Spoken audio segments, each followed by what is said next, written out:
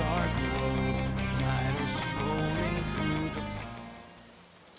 Hello everybody, SirMonkeySuit here, back again with Steins. We're on episode 15 now, and it is all kicking off. It's fucking kicking off tenfold, because, quite frankly, well, my Yuri's died about 5 gazillion times. I don't exactly know the exact number, but Okabe keeps going back in time, trying to save her. It keeps failing, essentially, because, well, what Suzu said, it was a big revelation. Essentially, there needs to be a big enough change to basically to switch, like, to another line, because there's alpha lines and beta lines, and you know what I mean. Basically, everything in alpha line, only small changes happen, I guess. But then in like beta line, like fucking, it has to be a big change in order to go to that line. I don't know how it's fucking very confusing. What I think it is, the way that she explained it was, alright, so alpha lines, okay, right? Every like line that's in the like this alpha fucking box,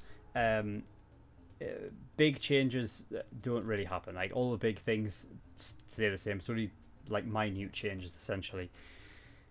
Relevant, of course. So there needs to be a big enough change in order to move into the beta box. Fucking hell! I want to call it a box. I know it's a line, but I want to call it a box because it's got like lines within it, like world lines in the beta thing. I think that's how it is, right? There's world lines in alpha and there's world lines in beta. I don't know, but yeah. Apparently, she said there needs to be a big enough change, so that it needs to be like a monumental change, something quite big. So what they're going to do, I have no idea. But the big revelation, obviously, was Suzu is in fact John Tita. Like, she is the person who was using that alias online on fucking forums and shit. And yeah, apparently there's a fucking, like, this whole thing with like divergence numbers, divergence relating to the world line that you're currently in. It was an invention that actually Okabe did make in the future. Suzu brought it back to get like, it's mental, it's crazy.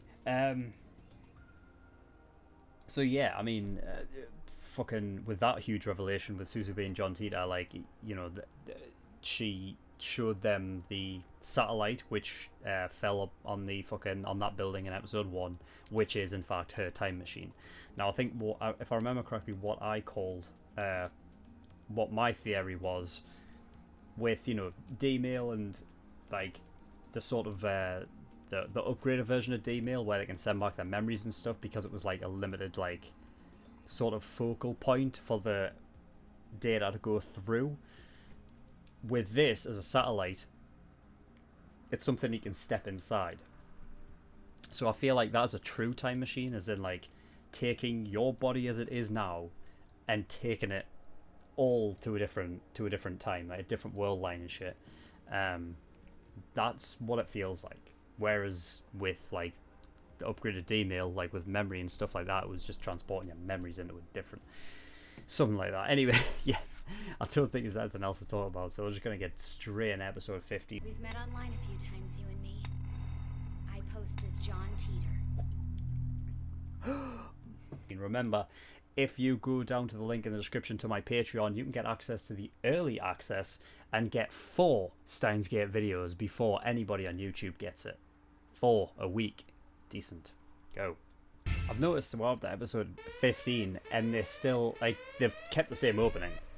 So I guess we're getting this for like the full of season 1. By the year 2036, CERN has taken complete control of the world. Shit. People sleepwalk through their lives completely devoid of hope. Opposition is treason. I was a member of the anti-CERN resistance. On the run day and night, living in the hit squad's crosshairs. I realized they couldn't be defeated in my time. So I bet my only chip. The secret time machine my father had left me. Huh. Divergence shit. So that's it, you can pick a world line to go to? Is that what that is? Hi guys, sorry to interrupt the video right there. But as you just heard, I mentioned that this whole thing here, this still image, is a divergence number. That's what I said, because I didn't have enough time to read it. But no, what it actually is almost like Back to the Future shit, with like putting in like a time and a date. Now, I have already seen the episode past this, episode 16, I believe, and it was revealed that that time machine can only go back in time. So why is it that this this sort of device here shows 2975, the year 2975? If this is in 2036, which is what we're led to believe where she came from, and that time machine can only go backwards, then why does it have the option to go forwards in time? Just something interesting that I thought I'd throw in there. Sorry about that, but anyway, yeah, back to the video. But CERN's a research organization. It doesn't have a standing army or anything like that. I tried asking Teeter about it online a bunch of times, and I never got a straight answer. Hold on, so that was you posting under the nom de web chestnut rice and kamehameha. Hey, Kamehameha? she laid her cards out on the table. Once CERN builds a time machine, they're the ones who are calling all the shots. With that kind of power at their disposal, it doesn't take long for them to decide the world needs to bend to their liking. One person did more than anyone else to bring CERN's machine to fruition. The mother of time travel, they call her. Makise. It's obviously wrong. Well, it's true in 2036. What about my future self, then? Later in life, you are going to become an infamous terrorist. A what? More like an anti-CERN freedom fighter, actually. By the time I leave in 2036, both of you are dead. Great. I'm heading to an earlier point in time. Back to the year 1975. Why 1975? CERN is only able to build their time machine because they get their hands on a working version of one from Akihabara and then improve on that technology. Our phone wave, you mean? But the first D-mail you sent probably caught their eye. My mission was to travel back to 1975, obtain an IBN 5100, and make sure it got to you. That was all. Now it's gone. But I let myself get distracted and spend too much time looking for my dad. What's going on? And it doesn't work. It's not good. It's Oh fucked. my god. Something's broken. Of course. Remember that thunderstorm we had? I think that could have done it. Maybe the lightning or the rain. Heyo, Karin! And Kurisu and Suzuha make 3! I'm sorry, honey. We're just dealing with some important stuff right now. That's all. Can I help? Just call it a day. I'll pay you back for all the snacks and stuff. We have got to get the time machine operational again. Indeed. Good call. Good call. Okabe jumps back to 5 hours ago when the lab first had time leap functionality. Then you jump back again the full 48-hour maximum to 2 p.m. on the 11th. Everyone clear? Sounds like that's as much time as we're going to have to work with. I just hope that it ends up being enough. This isn't about saving the world. Not for me. Not anymore. This is about Mayuri. The lab members up here on the double. There's something you all need to see. Can you fix it? All the people. Yeah, the fix. Hey, Yeah. future girl, what do you know about this thing? I just used it. I don't know what's under the hood. Want me to stay here and help out? Good idea, but no. We need you to get back to the lab and finish up construction on the time leap machine. That way, if we miss our 2-day deadline... Oh, Karin, wait! You're forgetting something really important. We gotta help Suzuha find her dad. I really want to make it happen for you if I possibly can. You know your father's online handle, don't you? That was just a code name. I don't know his real one. So where did you get Amane? Got it from my mom. All I've got to go on is this one clue. It's a pin he used to wear. Never fear, because Detective Mayuri always gets her man. Go, Matt, you're on our own mission. She's a good egg. What's the verdict? Well, I could be talking out of my butt here, but based on what I've been able to scope out so far, the insides remind me a lot of how the phone wave operates. I've been wondering about your dad, you know? If maybe he's somebody close to us. I mean, he had enough info on us to know where we were and what we were up to when it all went down. Maybe. He didn't tell me anything in person. All I have is the information he left for me in his will. My dad and I never actually met, though, so there's that. But hey, don't worry about it. I'll get this all fixed up and you're in like Flynn. And I'm gonna keep looking for your old man while you're off doing your time traveling thing. You just come back to us, okay? Oh, Future Gadget the second. New R&D prototype. Alpha test number 2.67. Or bamboo copter cam for short. Oh, is it like Seems like it's a pretty drone? basic problem for a version 2.67. But that's the only one. You see, Daru tends to name things on a whim without much concern for logic or convention. I know this guy was tech savvy, but like, could he really fix that? It's only fair considering you're the one who built it in the first place. Remember, the big picture changes if the tubes ever reflect a number bigger than 1.0. Hello everyone, me again. Sorry to keep doing this. It's because I picked up something else. So, again, in episode 16, Okabe like goes to a different divergence number, and I seemingly sort of connected the dots between that being a big change enough to so that Mayuri doesn't die anymore. But Suzuha only says it's only big enough if it diverges past 1%, which it doesn't in next episode, but I say that it does. I say that it must be a big enough change, even though it stayed within the 1%. However, it was a big enough change to the point where Mayuri didn't die, so I don't know. I'm confused. Interesting, though. Back to the video. So did my future self hand that over to you right before he died? I've never even laid eyes on future Okabe. Too risky, seeing as how you're one of the founders of the resistance group I'm a part of. Ah, shit. Me spearhead the resistance?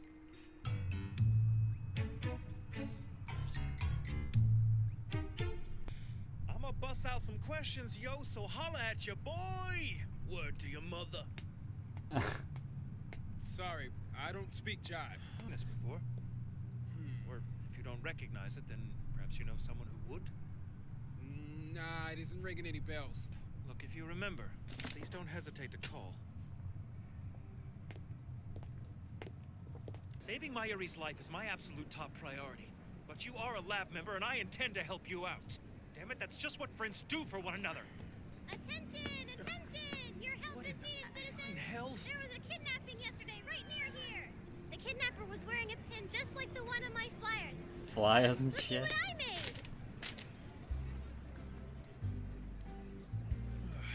I think I'll call it Operation Attention. Someone got kidnapped. Advertising a bogus kidnapping might be taking things overboard. Got some terrible news out there. Go on. When I went to buy lunch, I overheard two of the shop clerks gossiping. I'm sorry, Suzuha, but I think your dad might have kidnapped somebody. Wait, what? What's so funny, huh? Do you think you can get it working? Should have it done by tomorrow. Check this guy out. We're gonna have time to spare. Daru's a cheetah when it comes to tech jobs. He's so unassuming, I'd never have known he was a badass. Wow, Suzuha and Daru make a pretty good match, huh? Huh? How do you mean? Predator-prey? I don't know how I mean it, but they just do. And if that time machine could hold two people, I would totally be going with you. No It can offense, only but hold how's that that. gonna help? How can you ask that, silly? I'd hold her hand real tight and tell her stuff like, don't be scared because your friend Mayuri is here for you and we're in this thing together, come rain or shine. There's something I need to say, and the chance might not come up later, so If that's how you feel, go ahead. thanks so much. You guys have really gone to bat for me. Traveling back to this period was a good idea. This was the most fun I've ever had. I'm glad I got this time to be with you guys, even if it wasn't for long. It's up to you. You're the only chance we've got. Promise me you'll keep the world the way it is right now. I promise. Yes? Yeah, is this the word to your mother guy? You're the street vendor, right? I just wanted you to know. Last night I met a guy who wanted a pen like you were asking about. You're telling me you found her father? I'll meet you in the alley in 15. Is this the word to your mother guy? You're gonna take Suzuha with her? Yeah. I mean, it's her father, but... Okay. Okay, episode 15. Right, well... Okay. So just starting from the top then. There's an anti-CERN resistance group. in the future that was actually made by Okabe. Like he actually founded it. The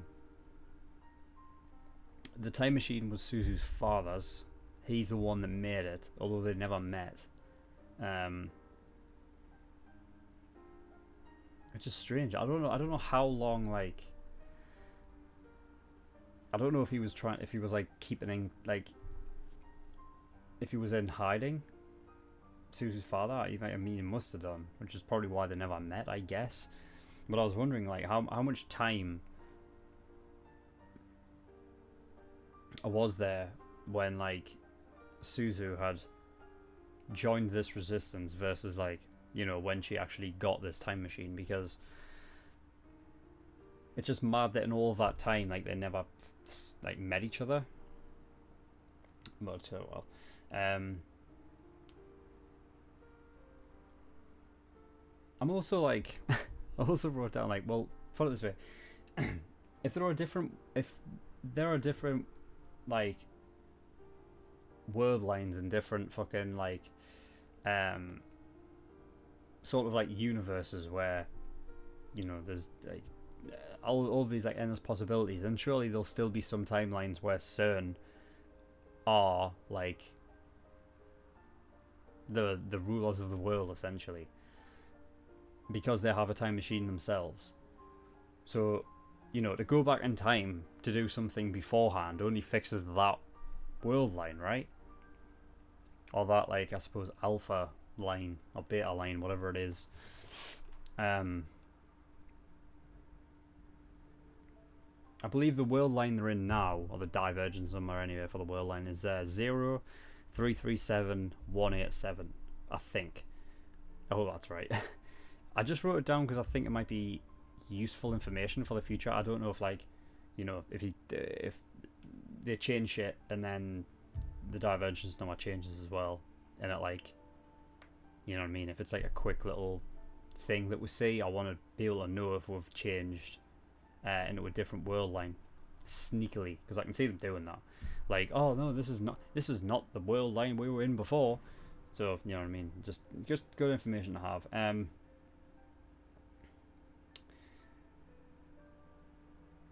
I like how they're doing this. I like how they've essentially broken the time machine. They had to go back to the start of when the memory, I don't know, what are they calling it? What are they calling the memory transfer thing? The time leap machine, is that what they're calling it? The time leap machine? I think that's what it is, isn't it? I think it's the time leap machine.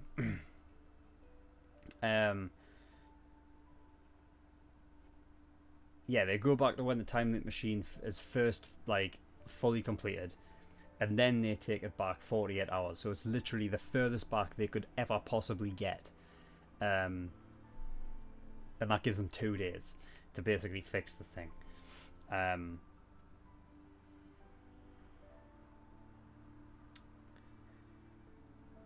So yeah, I like how they're doing that. The time machine, yeah, can only hold one person as well. I was wondering how many it could hold, because, you know what I mean, I don't know. I mean, it looks like you could fit, like, a couple people now. I mean, it might be cramped, but you could do it, right?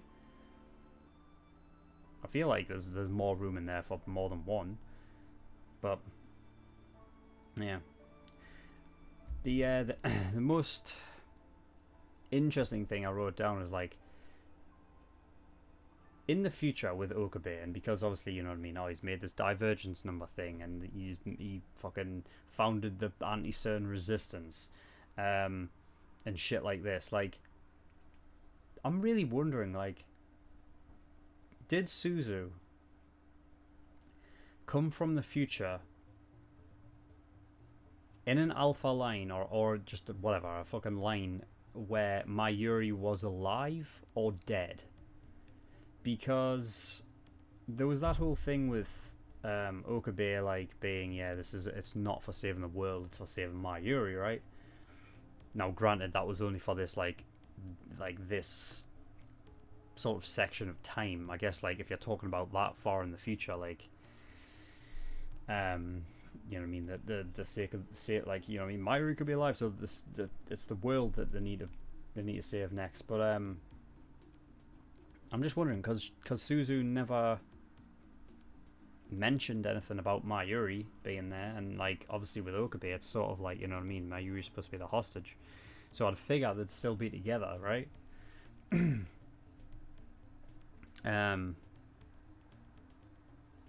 And yeah, like Suzu saying that like Kirisu's with CERN, like there's got to be something that happened that where it's like, I don't know, maybe she's like infiltrating and acting like she's part of CERN, but really she's not. She's on the down low. She's like fucking secret agent style.